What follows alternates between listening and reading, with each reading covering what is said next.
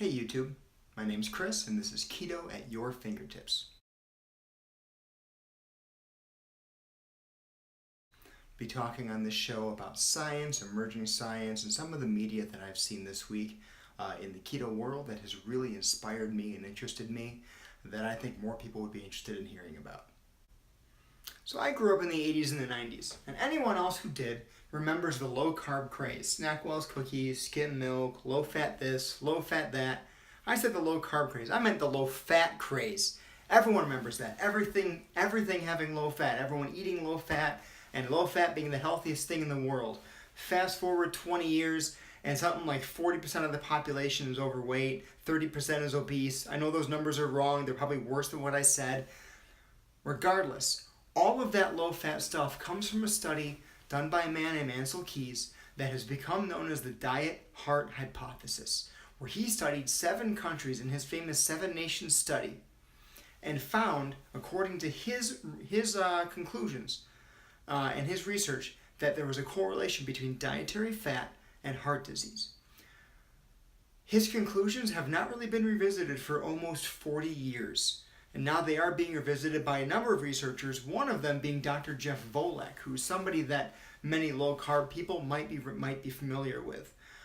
He's written a fantastic article, or rather an article about him, that goes over his questioning of and challenging of the diet-heart hypothesis, and showing a lot of the research going on now that directly contradicts most of it, showing that in many ways a higher fat diet is protective.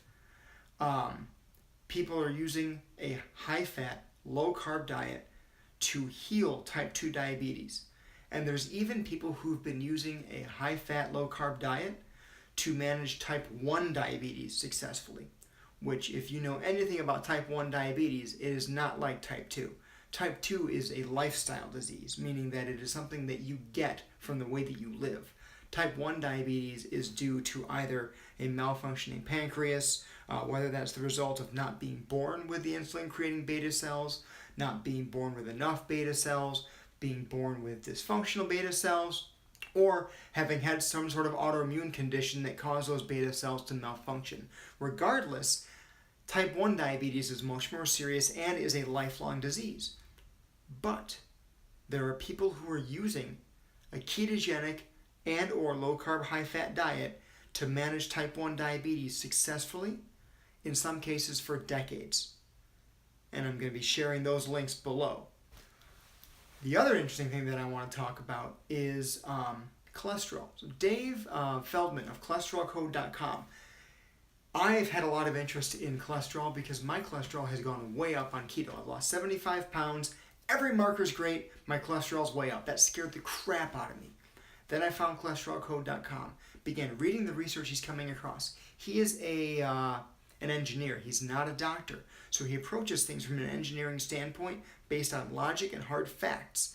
And he's finding, and a lot of other doctors who are out there are agreeing with him, that a lot of the cholesterol, LDL is bad, HDL is good, cholesterol mania is far more emotional than logical. It's a very cool video I'm going to share below of a world-famous lipidologist whose name I can't remember, but it's going to be right about here on the screen. And he talks about the difference between somebody who has high cholesterol and heart disease, what their cholesterol profile looks like, and high cholesterol with no heart disease or much less risk, and what their profile looks like, what their individual risks and backgrounds might be, and when and how and why statins are appropriate and inappropriate, rather than being this catch-all preventative drug that they're trying to push them as. Super interesting stuff.